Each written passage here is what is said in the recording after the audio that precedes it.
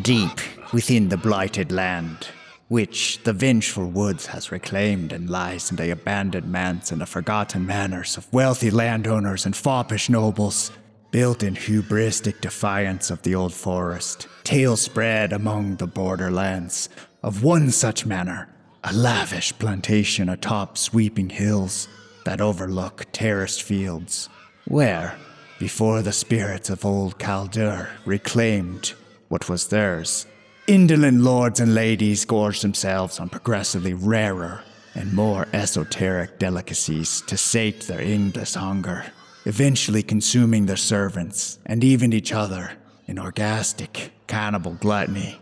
Nobles are now gone now. They fled the butcher's knives of their comrades and the vengeful cleavers of their would-be meals. Only the accumulated wealth of all the region's nobility remains, hidden under peeling floorboards and dusty cellars, just waiting for an enterprising treasure hunter hungry enough to find it.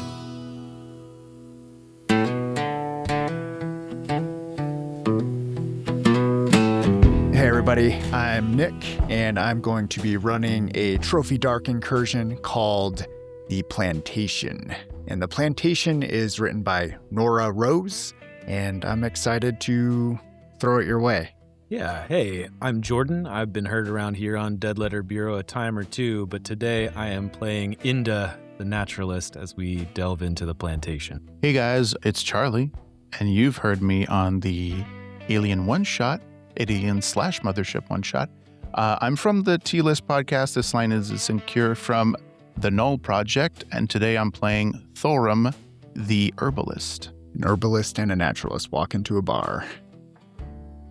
Thorum and Inda, you stand on the edge of a forest. You are on an old, less than traveled road, about to step into a new world, you might say. What do you look like? Thorum is a great man, strong man, built to pull bulls, rip trees from the ground, calloused hands, strong legs, dark hair, and piercing stare. Thorum doesn't shy away from brute work, for he knows that Inda would never be able to do what he does. Inda, likewise, what does Thorum see? Inda is a hunched man. He walks with the weight of many upon his shoulders. He is draped in the plants and the furs of the beasts he has seen. They talk to him sometimes. Sometimes he replies. This day he stoops and he produces a small paw, which has a balm on its inside, which he rubs on his knee to alleviate the tires of the long road. You two enter the forest and walk among trees, short, squat orchards, and when you feel the borderlands starting to end and the plantation grounds beginning, you see the vanity on display of this area. Here, in the distance, you see the nobles that remain, if one could call them such a thing. Far away, it looks like the nobles have traded finery for a pig carcass. You see 5 hunched over figures and a massive pig laying in the far distance. Out of game question. Yeah. When you talked about some of the time being in character and some of the time being out of character, how do you imagine this transitioning to us, the players? Are we in character right now? Yeah, I think you can be in character, and then when it comes to like setting, if you want to set more of the scene or add a devil's bargain when we're rolling, then that's kind of the outer character moments. But even now you could be like, oh, well, I think I would see this, right? Or this is the detail I would pick up on. You're welcome to bring that in whenever you want. I think Inda is wary at seeing such a tremendous beast felled.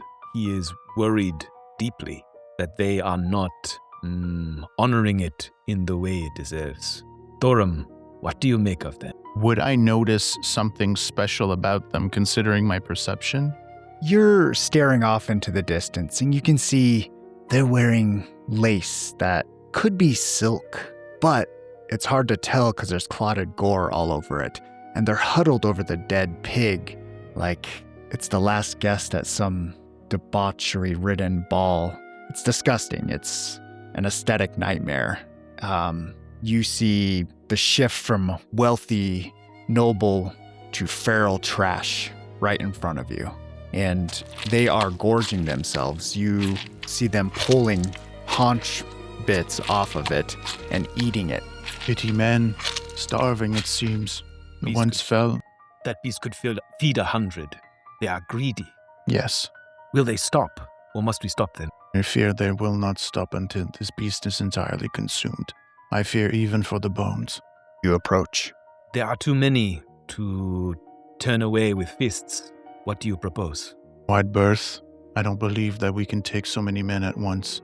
As we traverse, keeping our distance, stepping in silence to ensure that we are not noticed among the wild, I would like to wander through the edge of the forest and make a small call for other things that feast, for beasts of the earth, for squirrels of the trees, for carrion birds, for centipedes and things that crawl on the ground. And I would like to urge them to follow me towards this bounty. Okay. So I'm going to call this a risk roll, right? You're putting your mind especially, and even your body in danger. So this would be our first roll. What skills would give you a white dice?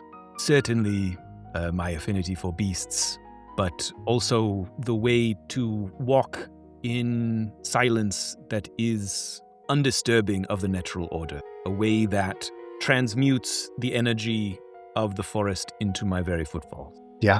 Okay, so you can add one light dice, and you have to take a risk dice, the black one.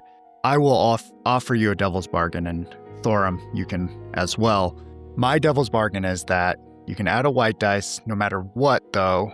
There will be an unattended consequence to being able to move among the forest with grace. You'll take the devil's bargain? Thorum, do you want to add a devil's bargain or have anything? I would just say, yeah, you could add the dice. However, stealth would not be as easily dealt with, meaning everyone would make so much noise having this much of a company around us. Yeah. So 2 white dice and 1 black dice. Roll them all together. And Roll them together. What am I looking for? Well, you're looking for the highest, and what color that highest is. Is there any significance that 2 of my skills would apply, or am I maxed at 1? You're usually maxed at 1, and you use your skill with that, and then the devil's bargain adds another. Could be understood. Yep. 5 and a 6 on the white die, both outstripping the black. Okay. So you got a 6, which is a perfect success. Tell me, how do you bring these creatures in to move on slowly? I reach into my satchel and I bring out a melange of dried bits, things that I have kept from each dying creature that I have encountered, each plant that I have utilized in my ritual, and I sprinkle them behind me. They contain the concentrated scents that will attract each of these creatures to me, and as I progress forward, they gather in a swath, like a wake of writhing mass through the grasses behind me. Okay. Yeah, that's great. So you have this writhing mass following you. Thorum, how do you react to this? Thorum would look at all the remains that Inda is leaving behind. The goblin, the beast, the boar, the cat. Thorum would be surprised seeing this many that would, first of all, fit inside of Inda's pouches, and second, be impressed of seeing all the stops he would pull just to get rid of this many people. In my mind, it is almost like, do you know, like pork floss, like the dried, it's kind of like that, but you can very clearly see that there are just different makeups of different things in there, but it is like a fish food for the forest. Cool. And your expectation is these things will end up turning on the nobles gorging themselves, or No, just cover your Yeah. They will consume the meal that these greedy nobles had ordained for themselves. So you're sneaking along, creating this trail with them. Leading them towards, this is the promise of the feast to come. That is what I am tantalizing them with. It is, come with me, I have a bigger kill for you. Okay. Yeah. As you both get closer to the nobles, you see that they still wear treasure all over their bodies. They have necklaces, they have rings that are hanging off of strangely elongated fingers. Some of them have skinny bodies but pot bellies with some strange change that's happened in their body. And they have a lot of finery about them and gems. Do you think that you would try to take any of these treasures from the nobles as you've snuck up behind them? Thorum. Thorum has no need anymore for glory or treasure. Yeah. Past them, you see an overturned stagecoach, and it lies there like a broken clock. Its gears, the horses, the men, they've spilled all over and are unmoving. You see a footman hanging above the stagecoach as he's been charred, almost like a blackened pendulum. More meals for my friends. I am glad of this bounty. Yeah, as you see this, the most delicious smell wafts into your nostrils, but is gone moments later. Could I use my knowledge of beasts and plants to try and place whatever creature or spice I have just smelled? Yeah. From where you're at, you would have to really focus and hone and maybe pop your head out of the grass where you're hidden from these nobles. Do you want to risk it? What I want to do is sick my wake upon the carcass and then observe freely. Okay. Yeah. Let's do another risk roll for sicking it and to see if you can go unnoticed. Thorum, anything you want to do, or are you just waiting? I would be just waiting. Well, spotting if anyone would, if Inda would catch the attention of someone. Okay. Just to make sure that he gets back to safety. Yeah, give me a risk roll. Using the same naturalistic skill and the black dice for the risk. Any devil's bargain for him, Thorum? Not that I can think of, no. I have a devil's bargain. No matter what happens with the bugs, one of them will escape and see you. Okay, go ahead, roll it out. Okay. Dice is my understanding, one white, one dark. Can you tell me more about what it means to succeed or fail? 6 is a success exactly as you described, and 4 and 5 are a success with a complication, and the rest are failures to different degrees. Up. A 4 on the white dice. Great. So you succeed, but there's a complication. I'm going to throw this to Thorum. What do you think the complication would be as he's sicking these critters on this group? And if you don't have one, that's fine. He's throwing stuff? Is that what I'm understanding? They've been trailing behind him behind this food, for lack of a better word, or bait. And now he's finally letting them loose to go up and eat the pig carcass out from under the nobles. Some of them would probably have crawled next to Thorum, and it would disgust him in some way, and he would have made a slight noise, as a surprise. Okay, perfect. You see them go forward. What's an animal that you would despise, Thorum, that crawls over your hand as you're hunched down in the grass? A centipede. Okay, for sure.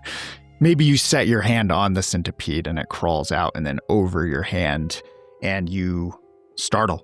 And as these things run up and start consuming everything on that hill, you see 2 of the nobles fall off and look towards you, Thorum, and they are aghast that their food is being eaten. And they're like, it was ours, it was rightfully ours. We killed it. And then they look up and look to you, Thorum. Are these your creatures yours? Yes, for you do not own nature. Yeah. So you see them come, 2 of them running straight at you both. They have no weapons. They're quite distraught looking.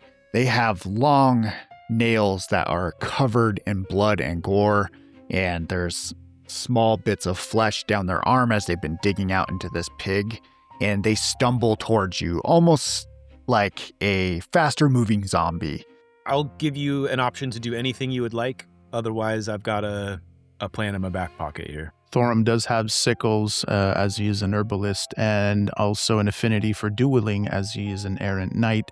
Will have no problem in facing off against heretics of nature. Okay, so you're going to fight them head on with your sickle and duel. There are two of them.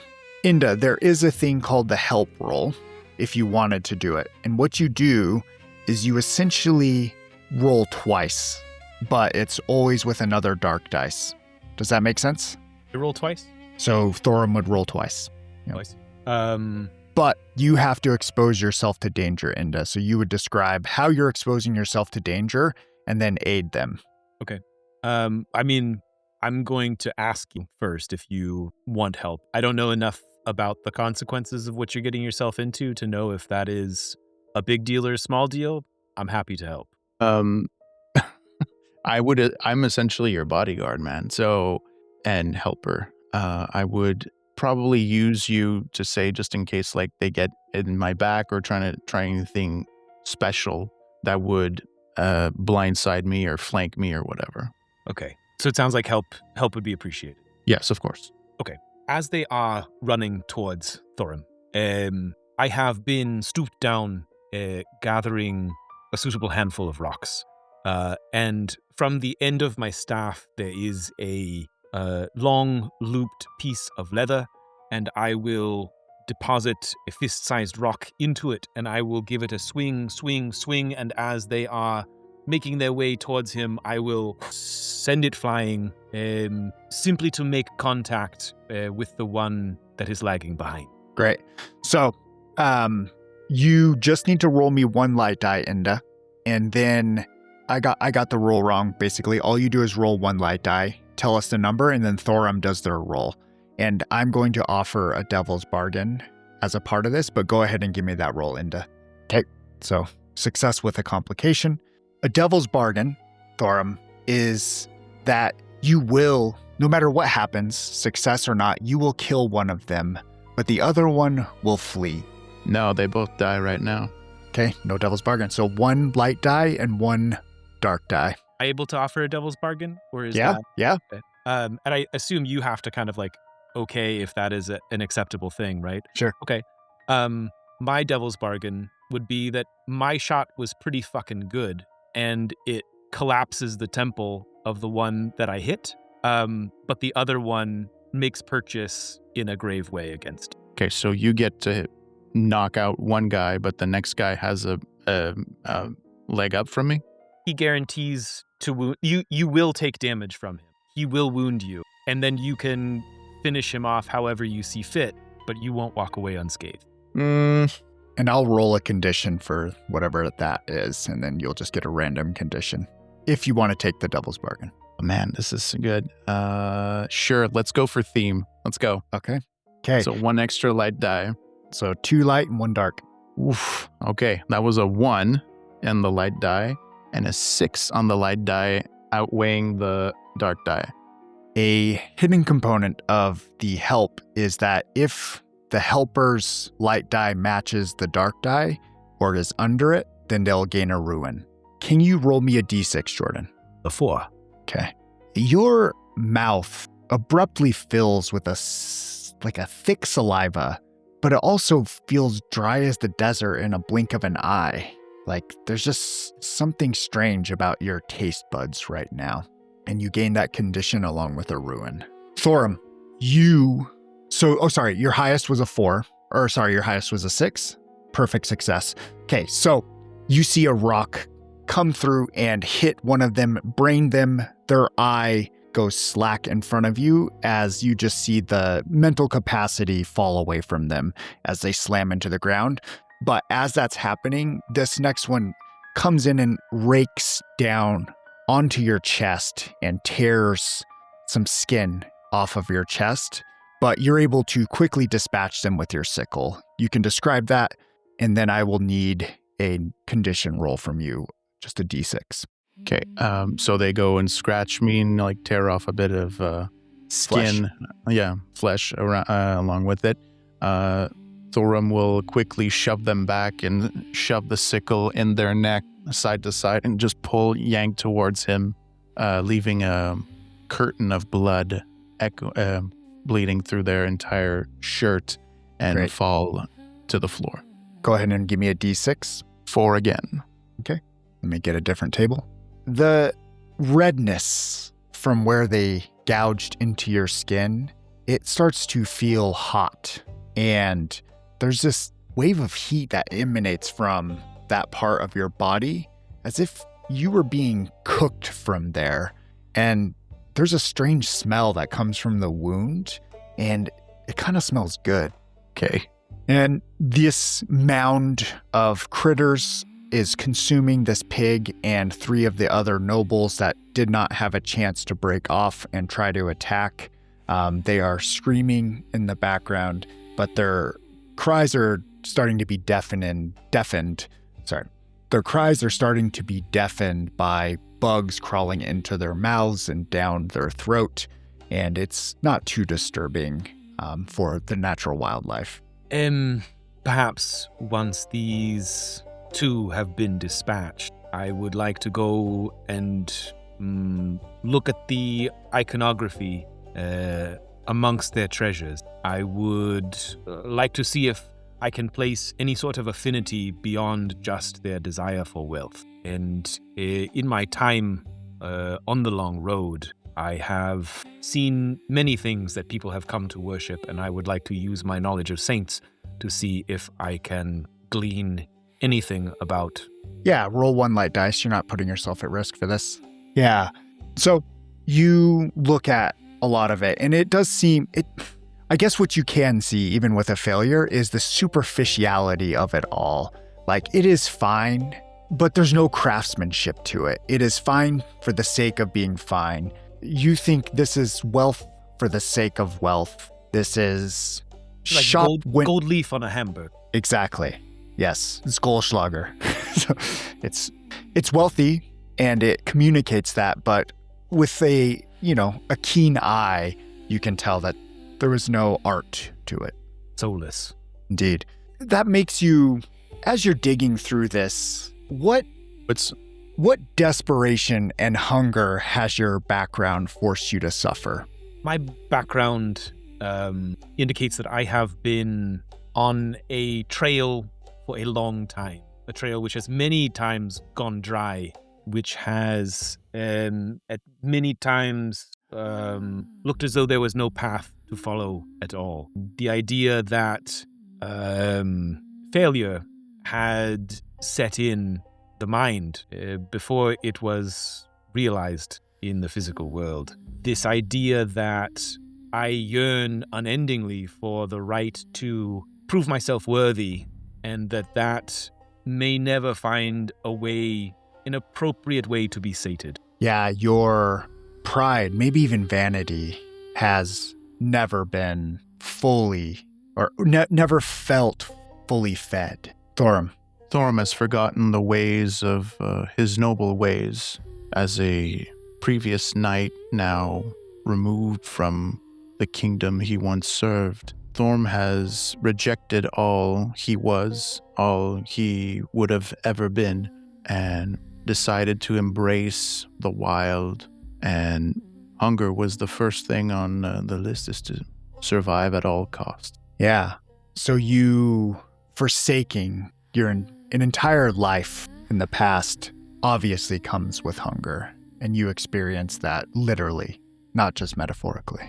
Well, do our treasure hunters continue on to the second ring and trek toward the famed manor house? Thorum will kneel down onto the nobles being eaten by the carrions, the crows, the centipedes, worms, the beetles, and will throw dirt on them slightly as their eyes close, say, "Return now, to the root of things? Who wore your names like armor? Let the crows strip title from bone.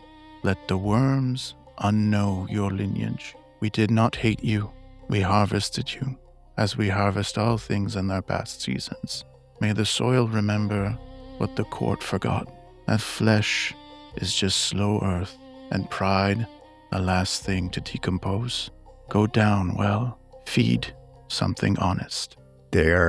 Yes, and that's what they do. There's nothing more honest than a single-minded pile of animals and carrion consuming something. Think, as I am watching this part of the natural cycle unfold, I see this treasure which is wholly unnatural, and I would take off a brooch that I quite like. I would dig a small divot into the earth. I would deposit it there, give it one last look, and say, I wonder what you will grow as I cover it. Cool. Very good. In the distance, you hear a small pack, maybe starving hounds, snarling and snapping at each other. Do you continue on? The orchards and forest make way for what looks to be an overgrown irrigated rice field where the rice has grown too tall and is much taller than any rice paddies you've seen over your own heads, in fact. The fields look like a golden sea, and they don't wave. They just stand there erect. Each stalk is almost like a yellow spear, and the water below it is brackish, mirror reflecting the sky above, which is bright and too hot.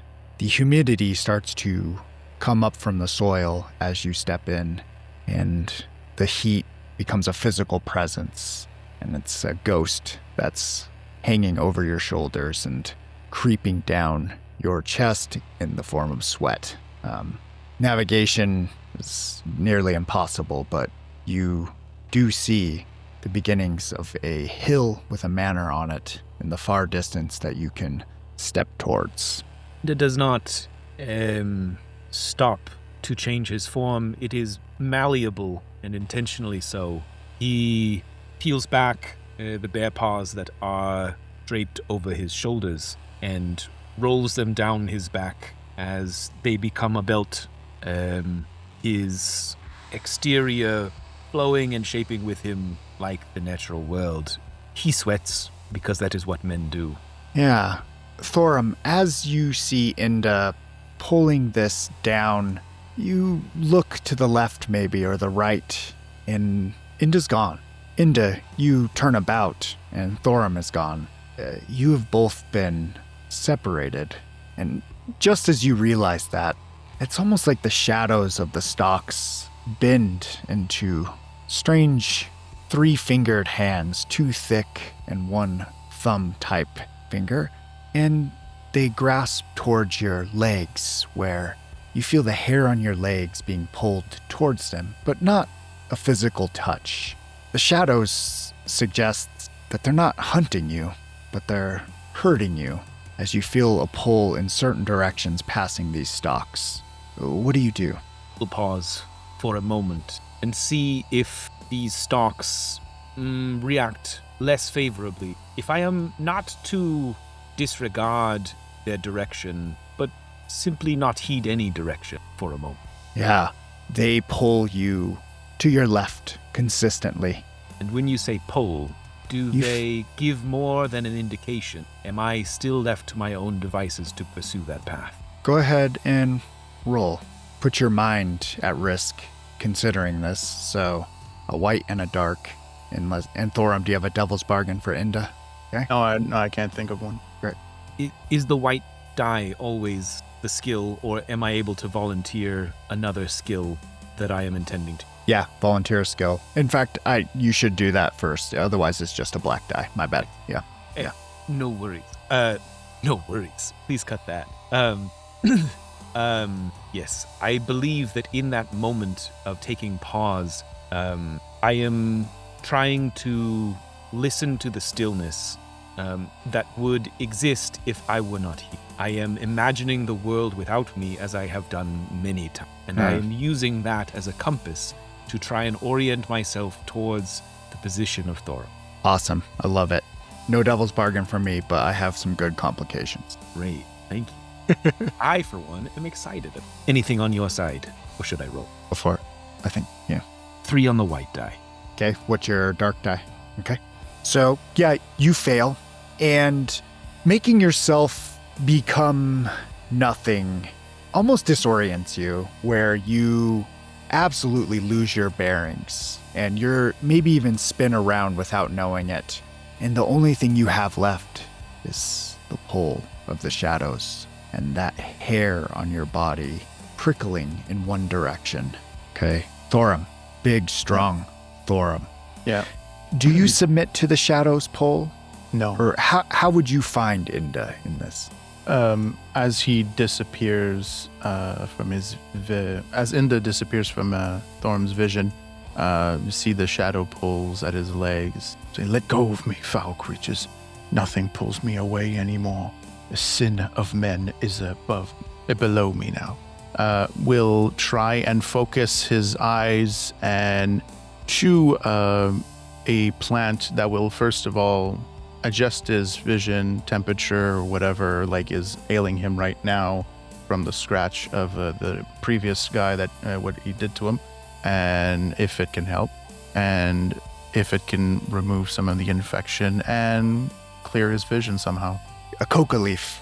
Yeah. Making yourself more alert, right? Yeah, go ahead and give me a dark die and a light die. And if there's a devil's bargain from Inda, you might add another light die. Do you have a devil's bargain, Inda? Okay. No matter what, you will be addicted to that leaf. That doesn't sound good. Yeah, okay. You hunger. Yes, okay. I hunger. Okay, roll them. Ooh, okay. 3 and 3 on the light and a 6 on the dark die. Okay, add a ruin for that 6. Ruin 2. Okay, and then give me a d6 for a condition. 3.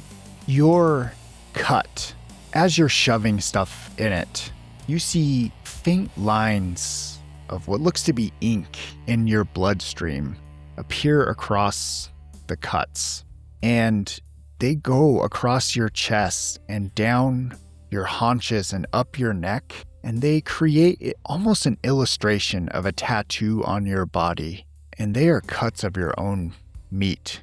You see where your breast would be harvested as a cut. You see one appear on your thigh where your thighs would be harvested, were you to be in the presence of a goddamn good butcher.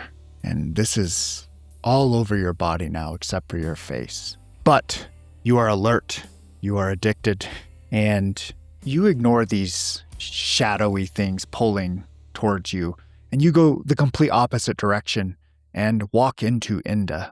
And Inda, you feel Thorum's heavy figure step right behind you. And as that happens, you hear a maddening, unending buzzing of flies far in the distance. Found you. We never stray away from one another. It would serve me well to remember this. For a moment there, I had thought I lost you. You will never. What do you see ahead? House. Yeah, that is a good question. You see the house, and you're next to a raised up road, or the remnants of a road. It's eroded, and next to this eroded road, there are withered willow trees stripped of their bark and charred with flame.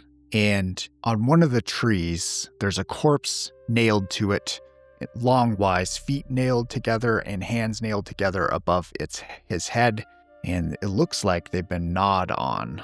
The devil's house, perhaps. From what I'm seeing, they don't take kindly to strangers. Yeah. As you're reflecting on that, you also notice that before it was gnawed on, the skin was flayed off of him, and it's in dried, almost like sandpapery piles at his feet. And this... Go ahead, Inda. Far away is this figure? Pull open some of the rice paddies, and it's a good 30 feet across the road. I would like to inspect the gnawing to see what manner of beast could have done this, or if it is by human jaw. Would you risk your sanity for that investigation? No, I think I would instead cast my eyes to the ground and look for the marks of beasts that would have perpetrated. Yeah, that's great. And based on your skills, you're able to do that as a naturalist. The three-fingered shadows resonate. You see human fingers in that, but almost like they're bound together in a strange way, and the thumb is pushing down. And as I am looking at the patterns on the ground beneath this figure, even though the rice patties stand to my sides, that is what it harkens. Yes. Must we burn it all? Yeah. As you're reflecting on that, there is a question that comes to both of your minds, seeing this person flayed and eaten potentially by these sick nobles in the area. What do you think of those who jealously hoard riches while others toil in poverty? I think we essentially saw it played out with the pig, 5 feasting on what could feed thousands. The thousands should eat. Thorum, what do you think of those who jealously hoard riches while others toil? Sinful acts such as greed and gluttony should always be punished, either by fire or iron. So maybe you do burn it down. It's quite wet, though. From this vantage point in this clearing next to this tree, the rice paddy in front of you, you can take the road up to the big house that you see slightly raised on a hill. Is there any other way to... Your gain went way up. Yeah, good. There you go. Yeah, good. Better? Too low? Maybe split the difference, yes. I should very much not like to be in the company of these reeds any longer. I should very much like to have more company than just the sun on my back. Is there another way to approach on the far side of the road? Yeah, you can. There is a meadow of these willow trees that you can hug and stay in the shadow of the entire way up to the house. I should like to dance between their branches. You dance between their branches as Thorum trounces. A bit subtle, more subtler, come on. I'm just kidding. Not lunk. You see this big house, and you're getting closer, and it rises like a bleached skull from the hillside, and there are ivory columns, but they're jaundice-stained, and there's soot of 1,000 fires and a never-warmed heart surrounding the entire thing. It's honestly a Baroque monstrosity. The architecture is of arrogance, and your guess is the inside is the same, but you approach the house. What manner of entrances look as though they have been used as such, and which perhaps have not? You do a cursory perimeter, and both you and Thorum see that there's no entrance to a cellar, there's no secret entrance, there's no smaller doors. There's just 2 grand entryways, one in the front and one in the back, pointing toward that arrogance. And as far as well-traveled, both look pretty destitute, but well-worn. Thorum, you were my compass earlier, and I should trust in you again.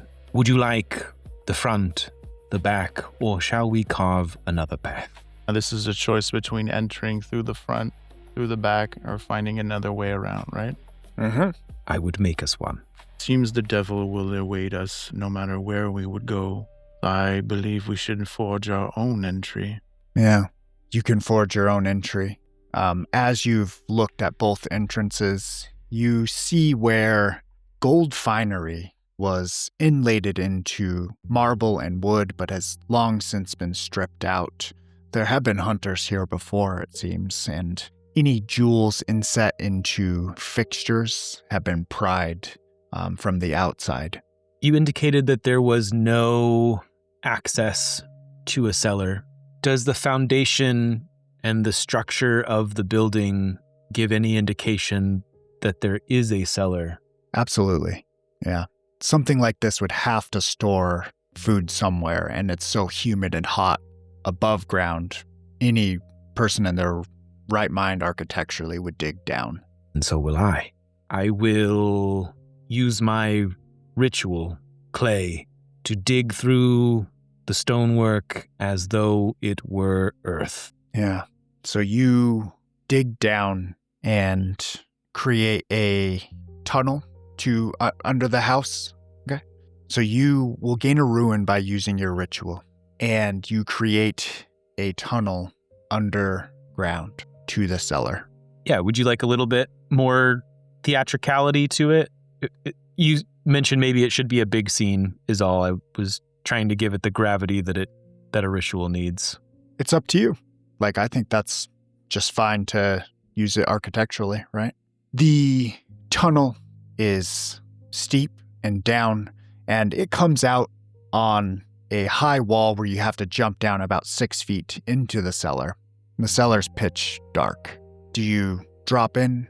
I put my stave down as far as it will go, leaning out of the hole until it touches the earth, and then I will, if it feels solid, then I will use it to slow my fall as I descend. Yeah, you're able to descend. Thorum, what are you doing? Hopping in after him? Yeah, correct. My knees can take it. You fall down, and it's pitch black. You have nothing but darkness in front of you. There's no object. This is just like the night. I will place my hand over Thorum's mouth and over his nose, and we will for a short time cease to breathe as we rest in the silence and detect if there is anything else in here with us. Yeah, that's your perception skill, right? Silence. Silence, okay. Yeah, give me... Perhaps Thorum could lend his perception. I would have perception at that moment, yeah. Okay, I won't have it be a help roll, just both of you roll a light dice for that. 6. Beautiful. 4. Okay. So your silence is absolute, and holding Thorum's mouth quiets the room for him to perceive. And he perceives not sound, but smell.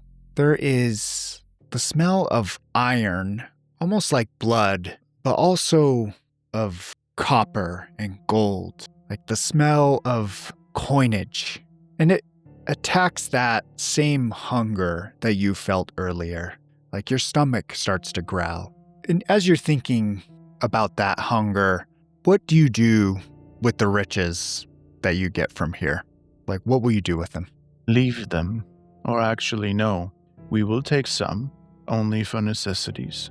What I only require is enough for us, enough for some, and a weapon to defend me and my master a bit better. You should abhor money in all forms. That is my teaching, that is my feeling, and yet I also feel a tie to my family, a family that has, for all intents and purposes, cast me out. They will die alone as I will if I am not to restore something capable of harboring our legacy. It pains me, but I would not turn aside all these riches. I would carry back what is required to restore my house to subsistence. You sit in this darkness with that smell lingering. Do you try to light anything? Do you try to create light? Or do you crawl back out to where you know the sun is starting to set?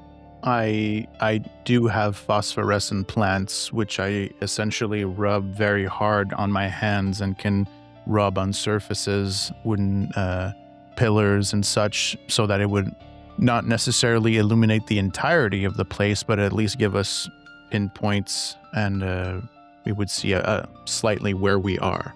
Yeah.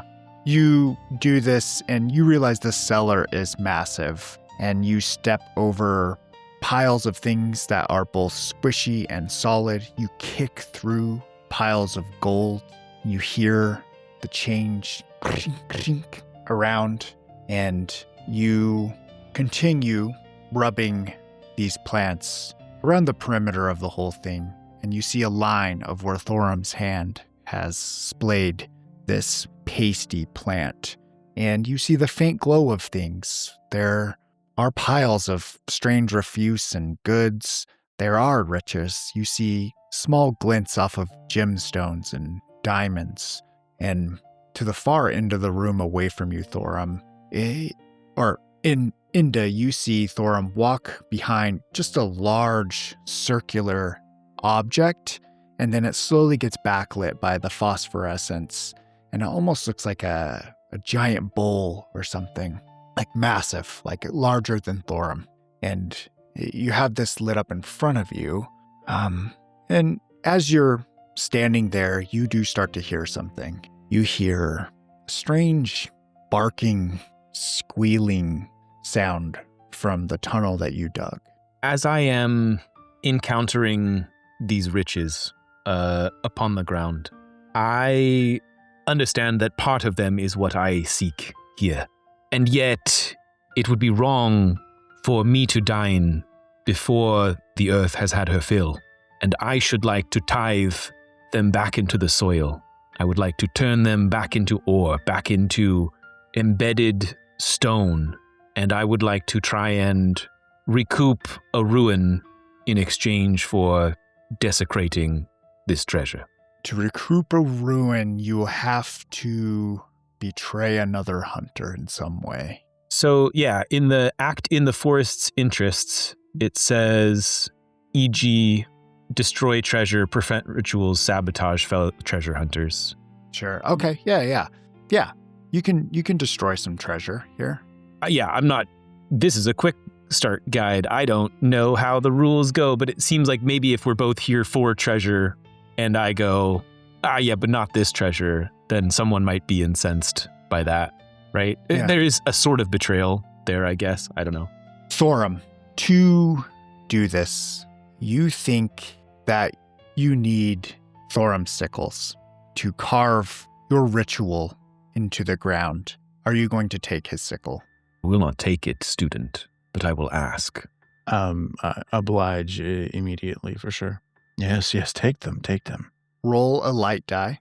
Is it below your current ruin? Surely it must if I am attempting this. Yes. So you can reduce your ruin by 1. And how do you destroy this sickle and start to desecrate this treasure?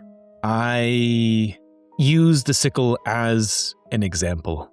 I use it to show these coins the memory of the earth to which they once belonged. I take its finery and I compact it into my hands, and at the end it is scarcely more than an ingot, unrecognizable from its previous form, which I hope the others to become. As you're doing that, it's noisy, you're pulling treasure in, the sound is echoing through the cellar. Thorum, you hear footsteps around you and treasure being rifled through in this pitch black cellar. And you even hear something drop down from the hole that Inda made. And for a second, you see a flash and there's a light throughout everything.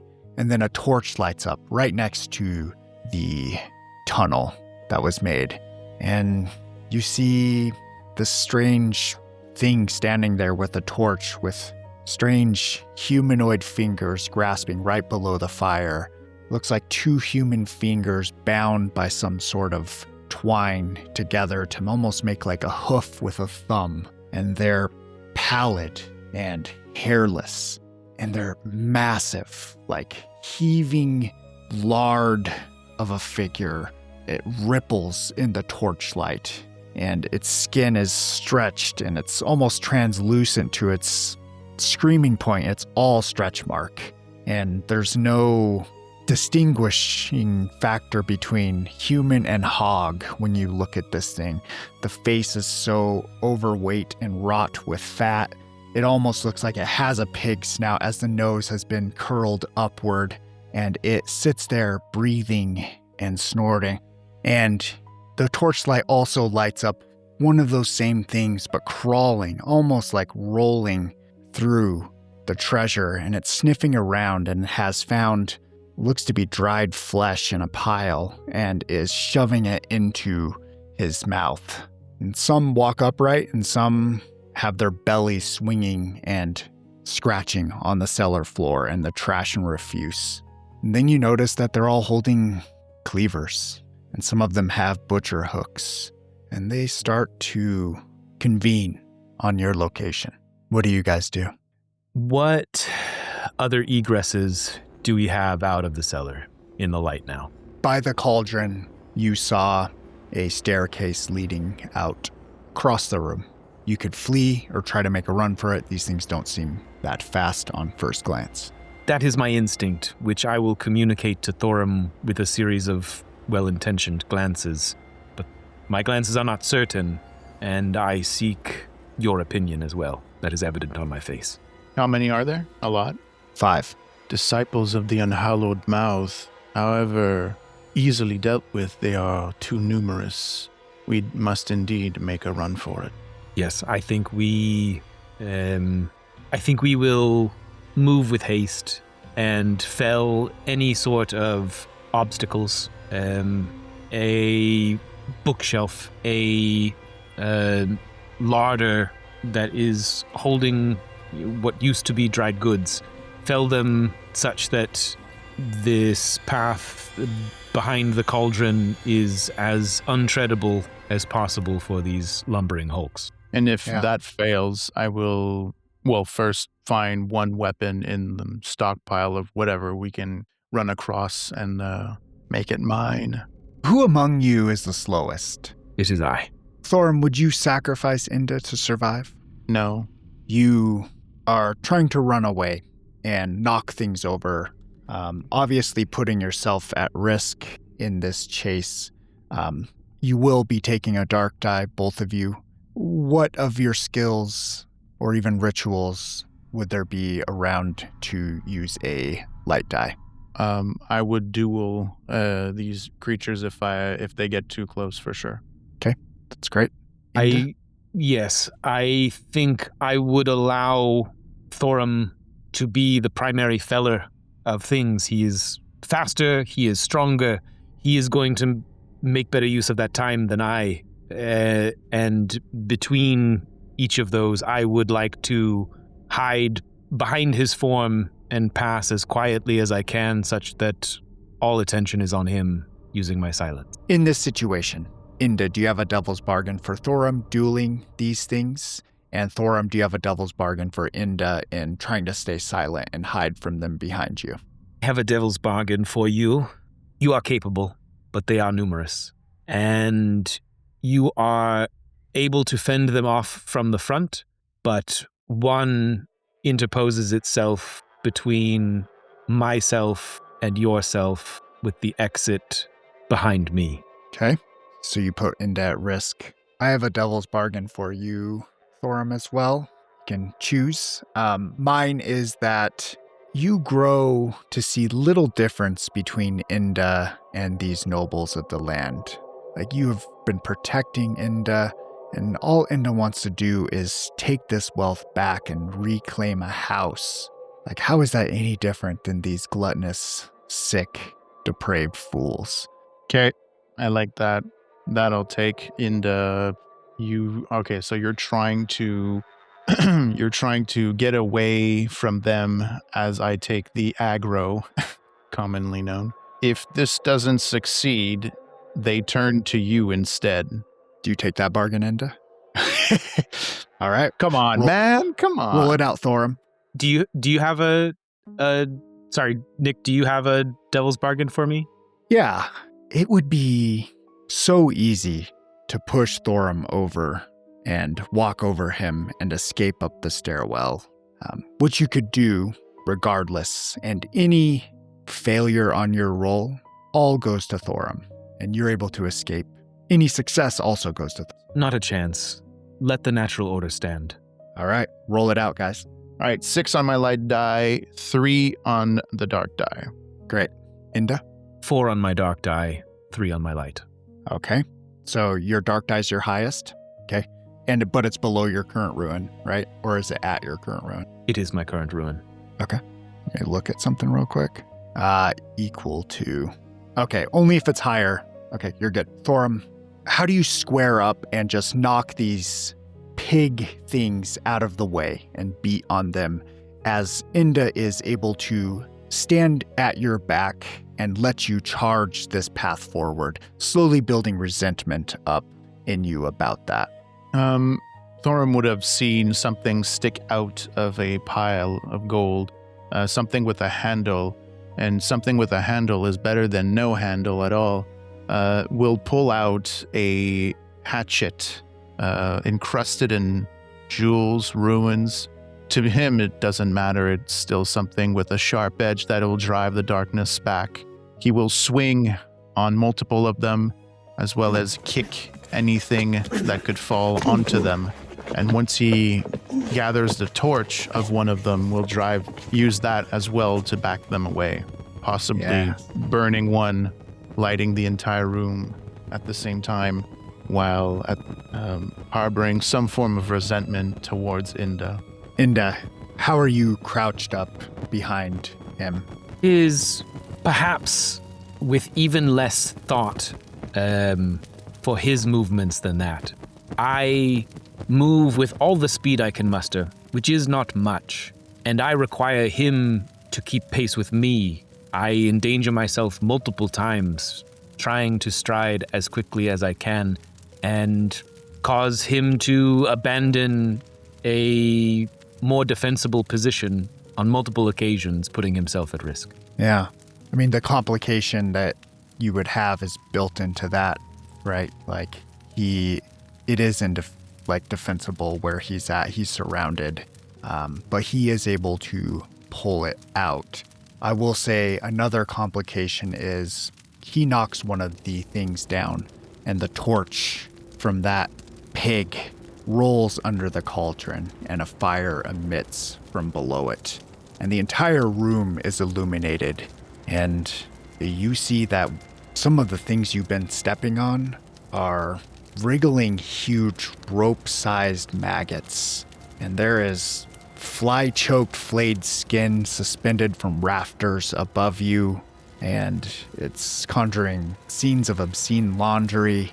And in the center of the room, off to the side, that giant pit that was just lit erupts with grease, and you see fat start to boil almost immediately, and black soot rises from it. It looks like a giant cookpot, and you see the edge of it.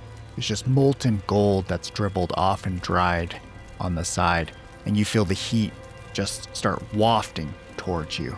You seeing all that gold there, would you risk searing your flesh for a hand at that gold, as these pigmen are now covering their eyes with this illuminated cookpot down here?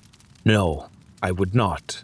I would recall a teaching, a sonnet of sorts, a lesson for Thorum in this moment.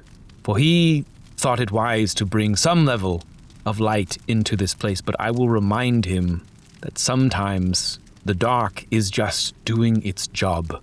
It tells us that is why the dark is there, so you don't have to see what you can't bear. The lion's share. That's what it is. You are able to get to, it's a massive staircase. This cellar is huge, and your light the light of the cauldron has illuminated the entire thing, and it's already boiling. There is this unnatural heat to it as it strikes up. And coming down from the stairs, you see a large matronly figure, and the light starts to bend around it as she comes out of the shadow. She's twice your height, probably 25 times your weight, and her face is full of compassion and love. Her eyes are twin pits of ancient and bottomless love and hunger. And as she steps down, you see the large fat of 6 breasts hanging from her chest and a lard-ridden stomach wobble. And she steps down and moves closer to the bottom of the stairs where you're standing, and her strange cloven hooves step down onto some of the gold, and her weight almost grinds it to nothing and flattens the gold into paper-thin, golden filigree. She walks by you, looks down at you, gives you a beautiful smile, and steps over to the cauldron and pulls a giant ladle encrusted with gems and gives it one swirl, and it erupts with a smell. Thinking of your drive, that smell is a smell of fulfillment of your drive. What does that smell remind you of? Fittingly, coming out of a cauldron, it reminds me of the meals at a long table in my home. The spice that, with all my years of walking the earth, I still cannot place. A tinge of home where I am no longer welcome, but I could be. As you reflect on that, you hear her, a sweet, sweet voice in your head, and the voice tells you your family is holding you. You're in a massive hall. It's your old manor, but inlaid with gold. Riches unconceivable to you before now, and you're sitting there with the love of your family as they're holding you. It is a festival in your home. There is a massive, massive tree up, decorated, and there's nothing but warmth for you as you have the admiration of your family to go along with the riches. And she asks you, how much meat is this worth to you? Am I a part of my vision still? Absolutely.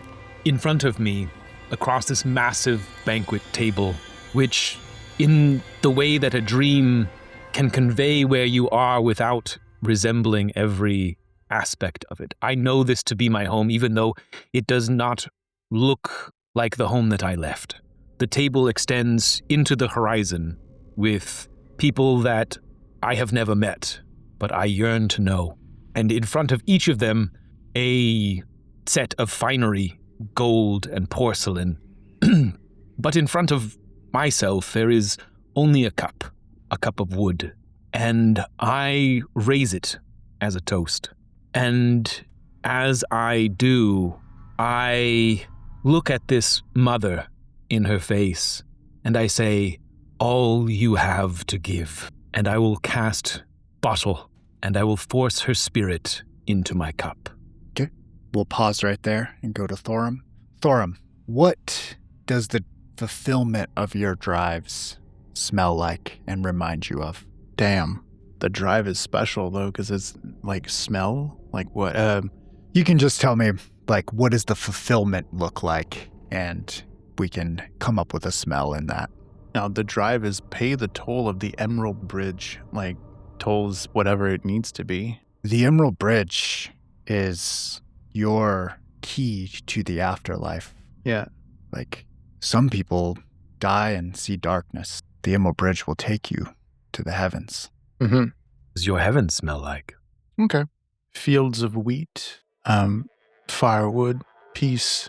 You imagine yourself in a quaint cabin with your full knight's regalia back and restored.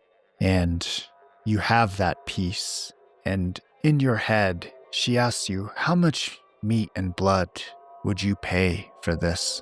Thorum will have his axe that he recently acquired and will X his chest with it. My heart. Like you're cutting yourself? Yeah, well, yeah.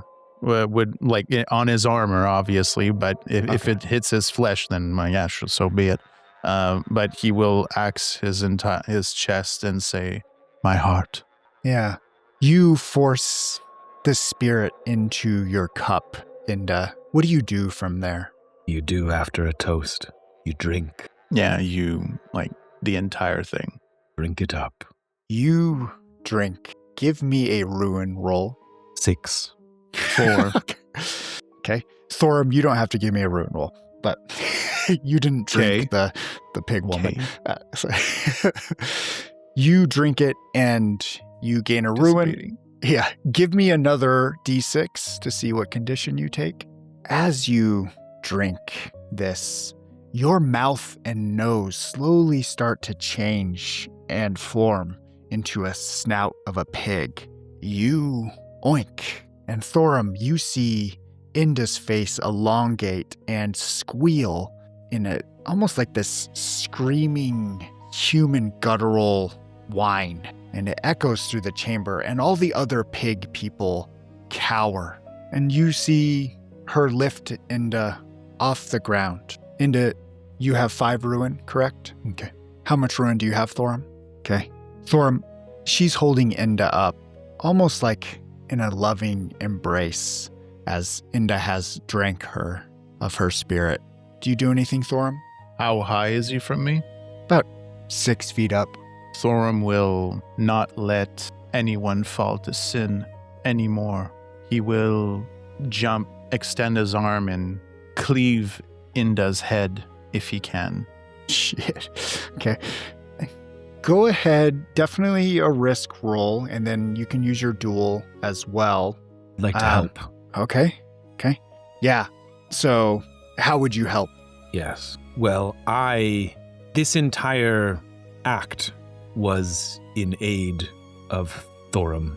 I saw the vision that I thought that I wanted, but it was tainted with the gold that I would take from this place. And as my student, I understand what vision he saw, a noble one that he deserves.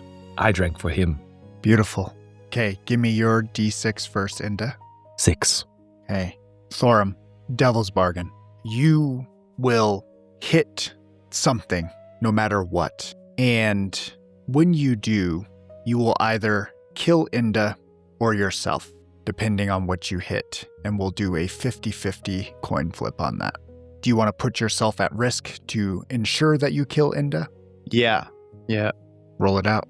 Oops. Okay, that's 1. Double 1 on the light die, 3 on the dark die. Failure across the board. Give yourself a ruin. You're going to hit her.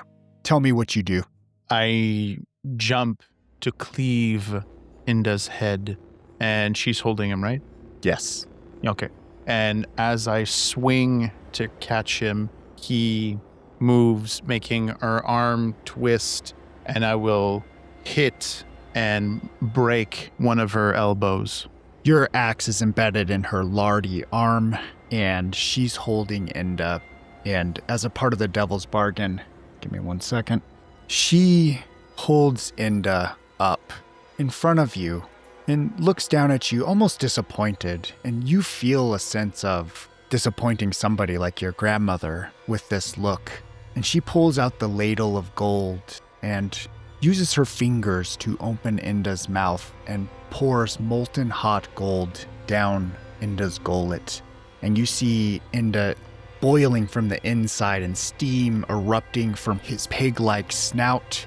And she holds him up and swings him almost drying, and then sticks her other hand into Inda's mouth and splits him in half, and is holding up a beautiful gold intestinal tract from the throat to the stomach and sets it down at your feet.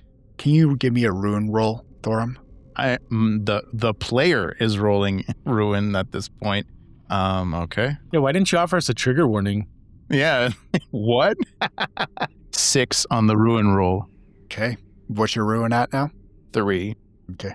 She gives you this gold and once again implores, how much meat and blood would you give for everything? Will you hunt for me? Will you be my knight? I will hunt my own way. I am no one's knight. No longer. You are an icon of sin, and sin must be purged. Yeah, are you choosing to fight or trying to run away? What action do you take with this proclamation? This woman has defiled not only us in vision, but in the physical. There is no forgiveness for this, so he will kill or die trying. Yeah. Don your axe and give me some rolls. And if you have any devil's bargain from the grave, Inda, please. Yes. You have those lines on your own self that you perceive like a butcher's outline, telling you where a precise strike would cleave true. And you see a line pace between her cloven fingers and down her arm. And you think that to strike there would be more potent than any of her other lard-bearing locations. However, it would not be a lethal blow, obviously. Yeah, you can take that bargain. I will. Okay, roll it out. 2 white, 1 dark. Kissy kissy. Yeah, my wife just came back from work. I just figured. Yes. Oh, nice. Cool. 6 on the light die, 5 on the dark die. Okay, you are able to wound her and cut down her arm, and it is a heart-wrenchingly loud screech that she emits, and she screams and it shakes the walls. The other pigmen cover their ears and roll around like hogs in mud, but it's trash and gold and skin. And she does look back down at you and comes down with a claw and holds you up. She grabs the back of your neck and pulls you into one of her teats and uses one of her hands and forces you uses one of her hands to open your mouth and forces you onto her teat to suckle and hold your head there, and you cannot breathe. What is your last few moments on this earth look like? What do the last few moments you spend alive on this thing's teat look like? As he suffocates to death. Your way out. Yeah, exactly. We'll actually proceed to bite and to see if, like, it would do anything. Like, there's no way out of this, right, Nick? There's no way out of this. No, okay. No. I'm just confirming because this changes stuff. I will bite, but instead of just skin, now it's blood suffocating me, drowning me at the same time. And in these last moments of air, I do whisper final words to make me, comfort me, I guess, in my way in darkness. I know you're here. You are always here. I felt you in the ink when I signed the maps. I felt you in the water after. I don't ask for forgiveness. That was never yours to give. I ask only this. Let the land remember the shape of me as a wound that tried to close itself. Not a good man, but a man who stopped. The elder at the well, I never learned their name. That's the thing I carry into the dark. Not the surveys, not the village. Her name that I never asked. I give back what I could, root by root, body by body. It was never enough. It was never going to be enough. I knew that. I kept going anyway. That's all I have. It's everything I have. Voreth, the unhallowed mouth, you do not get this death. This ground is not yours. I'm returning myself to something older than your hunger. Eat the map, for I am going back to the soil. And will curdle and gasp for air, but it's not coming. And just will feel this moment of peace somewhat as he slowly closes his eyes and into the darkness he goes. Both the blood and her milk spill into your mouth. And the milk is almost like cottage cheese. It is thick and has curds in it, and it tastes sweet, tastes like milk. And it gives you this warm sense of relief as it smothers you. And in front of you, you see a large emerald bridge and light cast down upon it. And as you step forward to the emerald bridge, it collapses below your feet, and you are sucked into darkness and no longer exist. And in the cellar, she casts your body into the cauldron and mixes you into the molten, and you are gone.